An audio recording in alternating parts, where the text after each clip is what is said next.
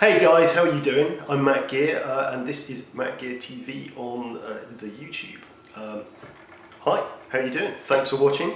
First video of 2020, only second video for a little while now, but thank you for tuning in. Today I wanted to talk about pedal boards again.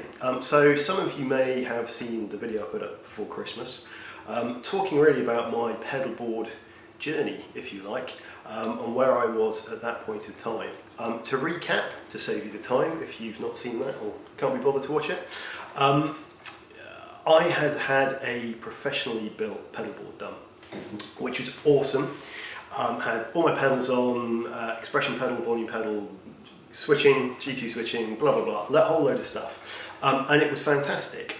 Only the one thing that I hadn't really counted on when I wrote the brief for having it built was how big it would be and how much it would weigh. And so I was slightly dismayed when I realised that it was sort of 35 kilos plus, which may not sound like much if you're accustomed to going to the gym and all that sort of thing, but carrying it to and from rehearsals, up and down stairs, with amps, with guitars, with all that sort of stuff, I realised fairly quickly that it was going to be unmanageable.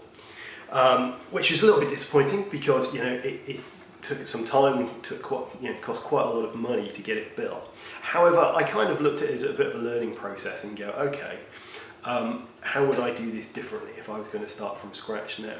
So it's taken a little while to get here, but it's a sunny day, I've got the house to myself, and so I'm now in a position that I'm going to start building my own board version 3.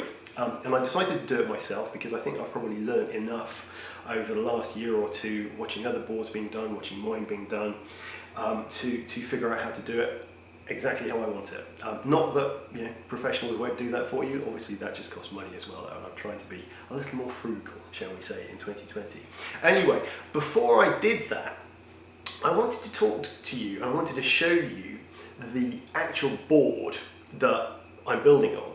Now, historically, a plank of wood would do you, and as long as you've got something physical that you can stick your pedals to, you're fine. But things have advanced a little bit since then. But even still, I think when you talk to a guitarist about their pedal board, generally speaking, what you're talking about is the pedals that are on it, maybe, and the switching system. You go, well, that's cool. You've got all these pedals, you've got all this, power supply, switching system, blah blah blah. What very rarely gets talked about is the board itself. And so today I wanted to really just take a couple of minutes to give a little sort of hats off, an acknowledgement to the guys who built the board that I am building on. And when I'm talking about the board at the moment, it is physically just the case that the pedals are going to go on. So the company is called Schmitt. Some of you will have come across that before. They are becoming more apparent in the marketplace, and for me, it's kind of I spent my time because I didn't want to make another expensive mistake buying something that I wasn't going to use or wasn't going to work for me. So I did quite a bit of research. Came across these guys, had a look at the various boards, sized them up, spoke to the guys there on email who are super helpful. And what I've got, I'm going to pick the camera up in a minute and you can have a look, is an SA525, so Schmitt 525 board, which is 525mm wide, I think that's right, apologies if not, which is built effectively to accommodate a switching system, the Gig Rig G2, excuse me, this bad boy. So it's big enough for that, with a top deck and a bottom deck to enable you to fit in, well, you've got 10 inputs here, plus whatever, to accommodate that. So the first time I remember seeing a Schmitt board on YouTube, the thing that I noticed first of all was the built-in jack for the power input on the back of the board. And I just thought, do you know what, that's a really cool idea, because previously the case that I had before, it was just a box, it was a sealed box in a flight case, which is great, super sturdy, but obviously you've got the idea of being able to plug directly into the physical board itself just made everything seem a bit more tidy. And the next bit that I saw was these built-in connector blocks So I've got two 6 bays, 6 patch bays basically. So each one's got an in and out, goes straight through. They're color coded, which is super useful. So obviously you can know what's what and label it up. But I just really like the idea that you could have all your pedals on the board, all the wiring hidden out of the way, and then just plug into the board rather than having cables floating around the place. Another great thing about it is the construction's superb. I mean, if you ever get a chance to have a look at one of these things, it's great. You know, it's very lightweight, but it's not flimsy in any way. It's super sturdy. It's got a great typewriter type case which covers the top of it, which again is really light. And if you do travel a lot when you're playing, you can get a flight case for it if you want. So you've got both options there. If you don't, it's fantastic. You just carry it around. It's got a really good sturdy carry handle, and you're sorted. And I think I'm saving. I've not weighed anything directly, but with the pedals in, just to see where they are, some cables, power supply and everything picking it up, I'm probably saving about 15 kilos in weight, I reckon, over my old board. Now I have taken a couple of pedals off. I've taken the expression pedal, I've taken the volume pedal off, I've taken 1H9 off, and that sort of frees up a bit of space, and you lose a bit of cabling with that as well. But I'm saving about 15 kilos, so I can easily carry this around with one hand. It fits in the boot of my car, or the trunk of my car if I was in America. Much better, and it's less of, far less of a pain in the backside to have to carry it around to rehearsals. Well, at least it will be. That's the assumption. It will be when I finish building it. So that's kind of it. I wanted you to have a look at the board and just be able to go, well, it's a cool board. It's great. It's a great bit of kit. So again, guys at Schmitt, thank you very much for making such quality boards. Well done. Keep up the good work. And that's it, kind of, for this bit of the video. What I'm not intending to do is film the whole thing of me building it. I actually watched a video today to get a little bit of inspiration and get some ideas of Daniel Steinhardt from the Gig Rig building Josh Smith's pedal board on exactly the same board as this, an SA525. And apparently it took him 10 hours, and he's a genius boffin who does these things before breakfast normally. I am not a genius boffin in any way, shape or form, so this may well take me quite a long time. So hopefully you're watching this video before Christmas 2020. If not, it's taken me even longer than I thought it was going to. So what I'll do, I'll take a few videos as I'm going through the process, but I'm not going to shoot the whole thing. So that's all for now. More to follow. Take it easy. Hey guys, so it's day 2 of Matt's big board build, and I just thought I'd show you quickly what I did yesterday. I managed to get about 4 hours on the build. I'm actually really pleased with the progress. Just thought I'd show you a work in progress so you can see what's been going on. So hold that thought. So what I've been doing is working through the signal chain from end to end, and so started with these connector blocks on the right. I'm working from right to left on the board. So this is the inputs, 3 inputs for my 3 guitars. This is wired from inside up here to the Gig Rig 321, which sits on the top here. Where are we? Sits here. This selector on 2-3 selects between the 3 inputs, and the output here goes down back under the board into the EP boost, exotic EP boost.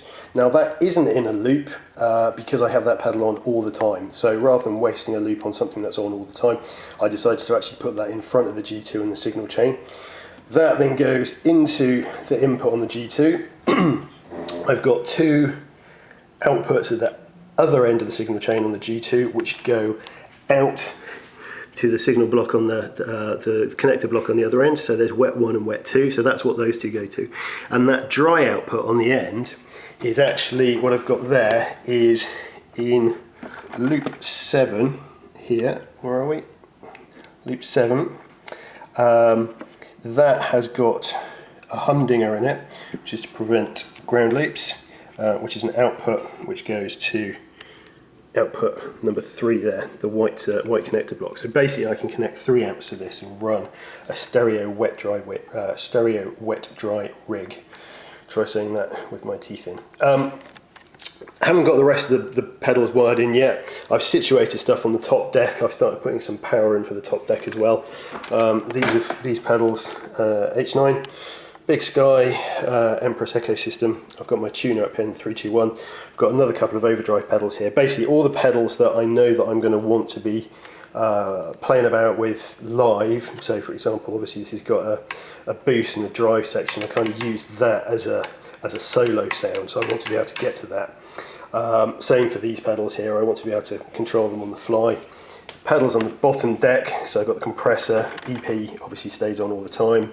I've got Fig Fun, Fuzz, and my Clon. They just stay on all the time, and I control them using the loop switching on the G2. So that's it.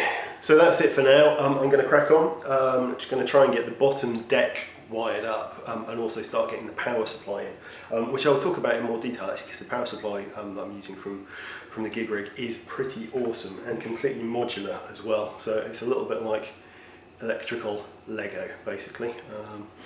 But I'll talk about that a little bit later once I've got it all wired up. So bye for now. Hey guys, how are you doing? It's been a couple of months since the last bit of video that you will have just watched. A lot of stuff's happened here in the UK, a lot of stuff's happened everywhere, I guess. But so first of all, I hope you guys are keeping well and safe. It is a strange land world in which we live at the moment. So yeah, hope you and your families and friends and everybody are keeping safe in this current coronavirus crisis. But for a bit of light relief possibly, I have finished the board that I was building, that I've been talking about in the earlier part of the video. I've got a spare hour, and I thought it was high time that I finished this video really and got it loaded up so you can see what's going on really. So I'm not going to dwell too much on the sounds today. I think probably I've taken a bit of a break from YouTube over the last years. I have accumulated quite a lot more guitar clobber, amps, guitars, pedals, all sorts of stuff. So what I'm going to do now is I'm just going to give you a quick look at the finished board so you can see how it looks. And I did realise, first of all, watching back and re-editing some of the video that I'd shot already, that I mentioned the typewriter case, and some of you might have scratched your head wondering why I was talking about that. So that's the first thing I wanted to show you, so you can see what the case looks like when it's actually closed up. And I think it's brilliant, to be honest with you. So I think it's a great piece of design. It's, like I said before, it's a very strong and sturdy piece of kit. And then the big Pulp Fiction-esque Marcellus Wallace's suitcase reveal when the lid comes off.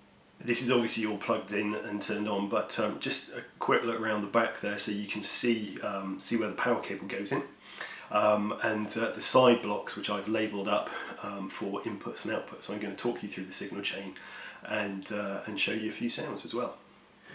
So as you can see, hopefully, I've got signal chain running from right to left. So I've got my inputs on the right side of the board, 3 inputs for the 3 guitars that I use on stage, Strat, Tele, Les Paul. They go directly into the 3 inputs on the 321. 321 goes into the EP boost, which sits outside of the G2 loops because I have it on all the time. And then the output from the EP boost goes into the G2. G2's got 2 outputs at the other end, which we call wet outputs, because they are after all of the effects, after the modulation effects, so the Big Sky, the delay and the H9, and they go to 2 wet amps. I've also got a loop, it's either loop 5 or loop 6, I can't quite remember, which goes through the humdinger, which goes to a dry output. So that is basically before the modulation effects. So what that means is I can run 3 amplifiers, 2 of which are effectively stereo wet effects, and I have the dry in the middle, which maintains that sort of clarity of signal as well, and you get the benefits from having a dry output too, which makes for a big sound, but obviously quite a few boxes to carry around. And at the moment I don't actually have 3 cabinets, so where we rehearse we do, so I can run it like that. Yeah, if I were to gig at the moment, I can only run stereo wet because I've only got 2 cabinets. Although nobody's gigging anywhere at the moment, which is unfortunate.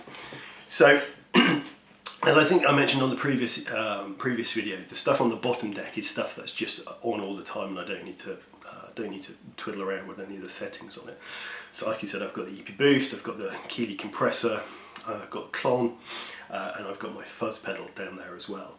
The top deck is everything that I want to play with real time. So I want to be able to control those sounds whilst I'm playing, basically. And so the two overdrive pedals that I've got on the top deck, D&M Drive from Keeley, and the Sunset from Strymon, they've got two sides to them. They've got they're two channel, basically.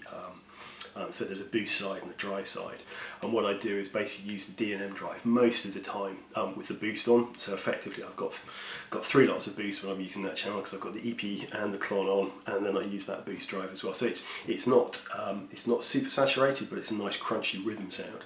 And then what I do is I kick in the drive sound directly on the pedal when I'm soloing. So that's how I use that. I'm not using a preset there. One thing that I did spend quite a lot of time thinking about is how to utilise MIDI on the board, because the H9 and the Empress delay and the Big Sky all have MIDI capability. Basically what that means, if you're not aware of that, is just each of those pedals can have multiple presets on. So it's not you set it up, you turn it on, you turn it off, and that's it. You can do that, but you can have lots and lots of different presets on it. And whilst G2 does send MIDI messages, it only sends one per button press on the G2 unit. The G2 is the big controller, okay? And so that was a bit of a problem for me. I don't use huge amounts of effects, but the songs that I do, you've got to be able to switch quickly and easily.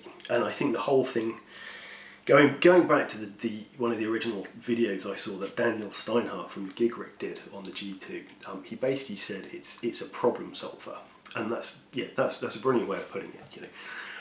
But ultimately, it's a tool, and it's a very clever tool that you can use in a number of different ways. So you've got lots of different You've got sort of 2 or 3 different options in terms of how you actually go about using the pedal, because you can have a preset on every single button. And each button, for each sound you want, you could have a different button for. For me, excuse the squeaky chair, for me, I wasn't very happy with that, because what that would mean is lots and lots and lots of different presets. If you imagine, so case in point, if you had a clean sound with a bit of delay on it, and an overdrive sound with a bit of delay on it, they would be 2 separate presets. And if you wanted delay on a different sound, I don't know, a crunch sound, that would be another preset. What I wanted to do is try and make it as easy as possible for me to use. And so what I've done is basically set up the bottom deck of buttons as effectively dry presets, if you like. So going left to right, there's the clean sound, which has got a little bit of compression on it. There's the clon, which is just a little bit of push. Bear in mind the EP boost is in front of all these things. There's overdrive 1, which is the D&M drive. Overdrive 2, which is the Sunset. And there's fuzz. So that's my 5 basic sounds. And what I've done is used what's called stomp box mode, which effectively just enables you to add something to one of those presets that you've got already. So I've got an add H9 button, I've got an add delay button, I've got an add H9 and delay button.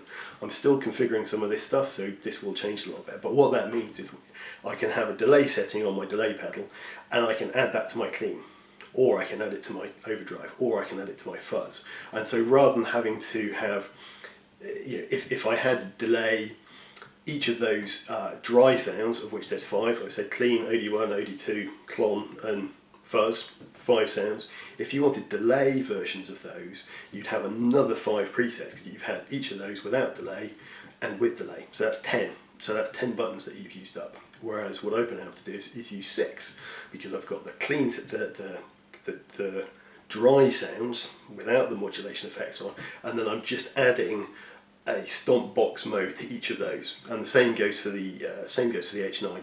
I can do the same with the reverb as well, although the reverb stays on most of the time.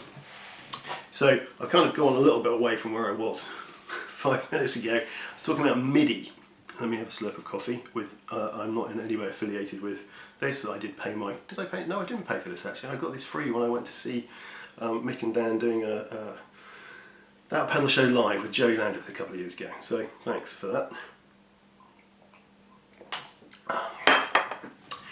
So going back to MIDI, that's another level of complexity, because you've got pedals like the H9, which has got 100 presets, 120 presets or something like that. How do you go about easily getting the right preset that you want, with the loop that you want, with the dry sound that you want?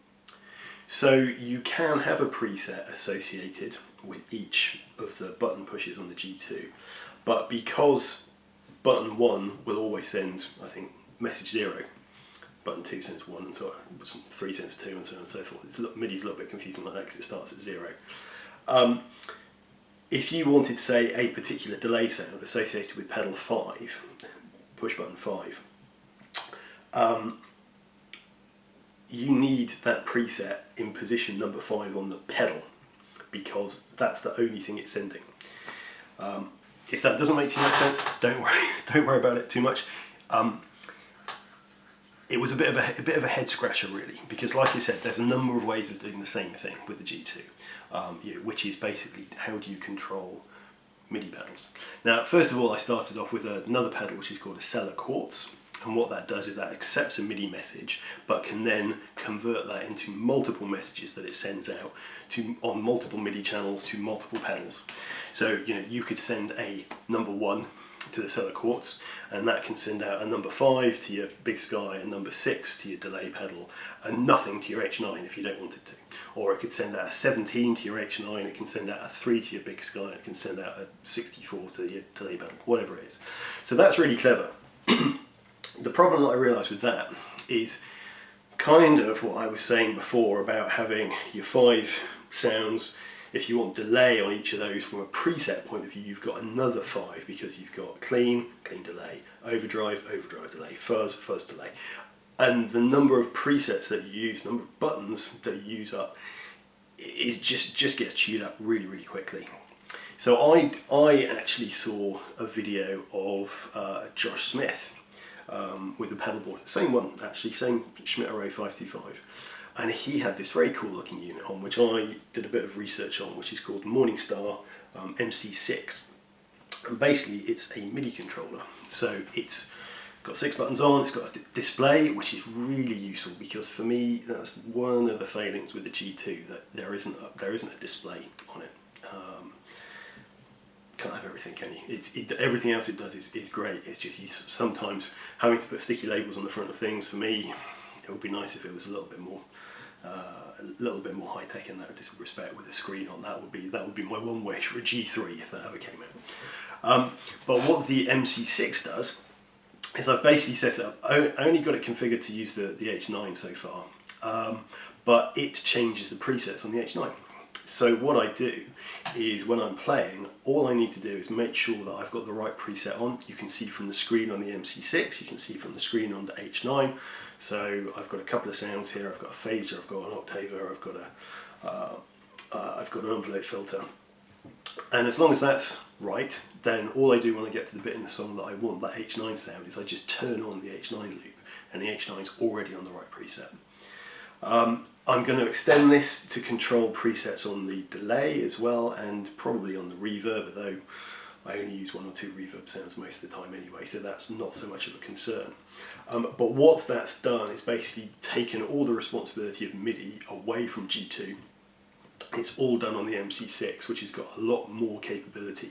And actually the MC6 editor is brilliant. You just plug it into your laptop, press the button that you want, tell it what you want it to do, press save, and that's job done. And you can edit everything. You can still edit it via the screen without a computer, but actually having a computer just makes it so much quicker. You just connect it via USB.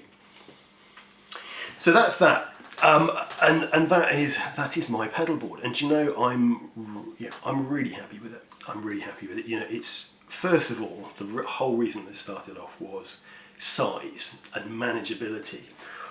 And whilst big is cool, it's also big, and it's difficult to carry around if you've not got somebody who can do that for you, which most of us haven't. And I don't think anybody in their right mind would say that this is a small pedal board. It isn't, but it's a lot smaller than it could be. It's big, but it's not unmanageably big. You can pick it up with one hand, carry a guitar with the other. That's absolutely fine. With the other board, you could not do that at all. So, like I said, I'm super pleased with it. The plan is actually to, with some of the pedals that I've taken off to save space. So I took off a volume pedal, I took off an expression pedal which I used attached to the H9 to control parameters on the fly in the H9. So those two pedals have come off. I also want to get a wah pedal, and what I'm going to do with those three pedals is I'm going to build an auxiliary board, probably also on a Schmitt array, which will link to the bigger board, and I'm going to use one of these bad boys, which the volume pedal and wah pedal will go in and will be controlled by G2. So I can basically have a second board which, to all intents and purposes, is part of the main board. So I can turn on those loops via the remote switching on the G2, which is great. Other pedals that I took off the big board were a loop pedal. So I've got an Victronics Infinity looper, which is great. And I'm going to build a looper board. So I've also got a TC Ditto, and what I'm going to do is build a small looper board that I can use again on the output side of the big board. So that's, sounds a little bit self-indulgent, perhaps 3 boards, but it will be, if I want to play, I thought to myself, I want my loopers if I'm playing my acoustic, because that's really good, laying up songs if I did an acoustic set or an acoustic gig. So having a separate looper board would mean I could turn up there just with my acoustic guitar and a small board with the loopers on. And again, each of those boards will have the power supply. That's what I was going to talk to you about. I forgot. I was just about to wrap up. Mentioned in the earlier vid about the modular power supply from Gig Rig. I'm going to keep this as short as I can. So the generator is the main unit. That's the block at the back. So that's the other side of the power input. That provides 5,000 milliamps to the board pedals, which is pretty high current. And make sure it's got enough current to run a board this size without any problems. That connects to these breakout boxes called distributors, and you can buy all of these separately, and so you can have a modular power supply. And the distributors connect to these other little boxes called isolators, and also if you've got pedals which don't take a standard current, 9 volt center negative I think is standard, or they're higher current or whatever, something like some of the H9 certainly, and the large form Strymon pedals need a bit more juice. You get one of these step-up boxes basically, so that provides more current. Now that might seem a little bit of overkill possibly, but actually if I were in your shoes and you're watching this and you're, well, that's all well and good, Matt, but I haven't got that many pedals, I haven't got the need for that, maybe it's too much money, it's, pedal board's very expensive, and it is, it's not a cheap thing. On that note though, I would say, this is, for me, my forever pedal board. I certainly don't want to have any more than 10 pedals on my board at a go. If I do, it'll be one in, one out. So it's built to last, and it's going to last me a long time. What I would say though is, if you've got perhaps a smaller board and slightly more modest aspirations, it is well worth investing in the power side of things, because if you've got maybe one of those daisy chain things that you can get that cost 15 quid or whatever it is, that run 6 pedals at the same time, they're alright to start with. Yes, you've got one plug rather than lots, and that is kind of convenient. But the power between them isn't isolated, so you can get a lot of noise, and it can be quite, you end up with a pedal board that hums, which you don't really want, and it's not a great long-term solution. So if you're going to do one thing to your board, and this is assuming you've got the pedals mounted already, investing a bit in a power supply is really good, and it might cost a couple of £100, and you might think that that's a bit too much to spend. There are other options on the market. Strymon does them. Voodoo Labs. I mean, there's a whole lot of companies out there that do sort of modular approaches to power supplies, and they're all worth looking at. And what you get from that is an isolated supply, which means you don't get crosstalk between the pedals, which means it's a lot quieter. And if you've got 10 pedals that all hum a little bit, when you plug them in together, they hum quite a lot, you know, so that's not a great place to be in. So that's a good thing to have a look at, the power supply. So I'm just going to wrap up with a few sounds, and I'm going to sort of going to play. I'm not going to mic stuff up, so this is just audio into the camera, so it might not sound particularly fantastic. But what I've got running is I've got two Bad Cat amps, a Cub 2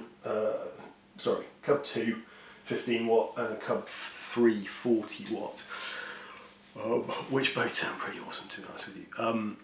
And just going to play you through a couple of sounds and show you how I'm using the Stompbox mode to add wet effects onto the dry bottom row. Okay, and a really good example of this is one of the songs that we're doing with the band, which is Danny California by the Red Hot Chili Peppers. So have a listen to this.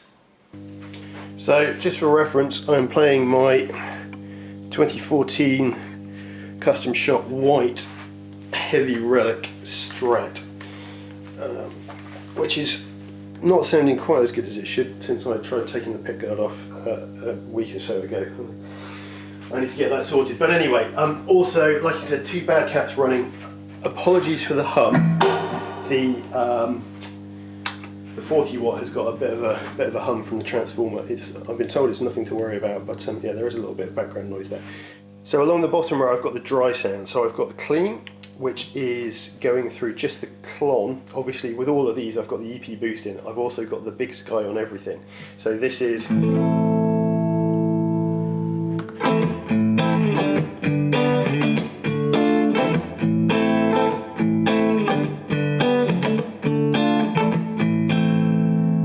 So that's clean. I've also got the clon, so that's basically swapping out the compressor for the clon. So this it's obviously no compression,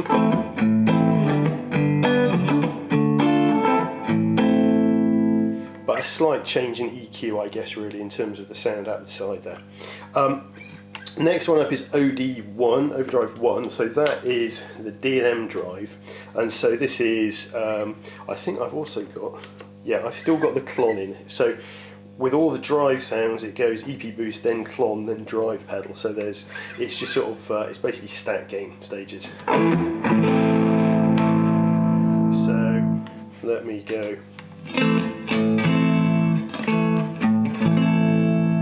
Drive 1. Drive 2 is the sunset. I'm still working that one out a little bit at the moment, but that's obviously got a much harder edge to the sound. And then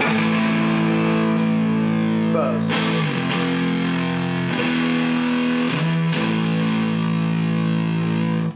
So what this facilitates for me in a song is, as I said earlier, the dry sounds on the bottom row, and these lights, pointing to with my toe, mean that those presets are basically set up as Stompbox mode. So what that means is you can add that sound to the sound on the bottom. So for example, here's the clean sound.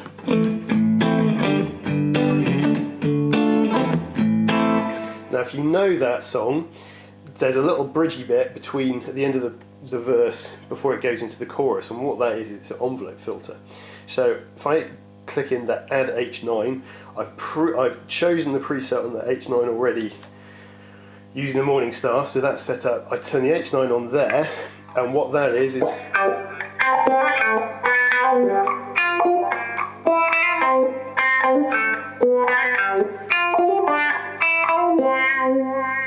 and then when I hit the clean again, it turns off the Stompbox, it turns off the pedals that are on Stompbox. So I could actually have all three of those on Stompbox. Actually, I can, there we go. And then when I click a preset that isn't Stompbox mode, it turns them off. So what that means in the song is click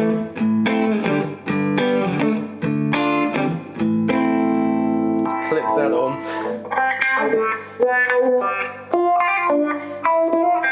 and then when you go into the chorus, click straight into OD1.